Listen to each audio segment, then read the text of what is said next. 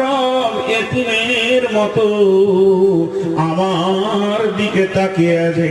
আমার গোলাম আমাকে কখন সময় দেবে, আমার নবীর চেহারাটা কখন আনবে, আমার গোলাম কখন আমার দিনকে বাঁচানোর জন্য দোকানে তালা মারবে, ব্যবসায় তালা মারবে, বাণিজ্যে তালা মারবে, স্কুলে চাকরিতে ছুটি নেবে, মাঠে যাবে না, 3 দিন আল্লাহর রাস্তায় বেরিয়ে যাবে, মানুষের পায়ে ধরবে, আল্লাহর গোলামির জন্য না বেনামাজির দরজায় যাবে, মাতালের দরজায় যাবে।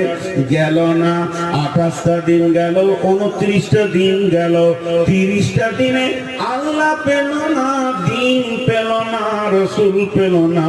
আমার ওর দরজা থেকে বেজ্জতি হয়ে ঘুরে গেল। এই অবস্থায় আমার আল্লাহ একটা ভাষা ব্যবহার করছে, ভাষাটার নাম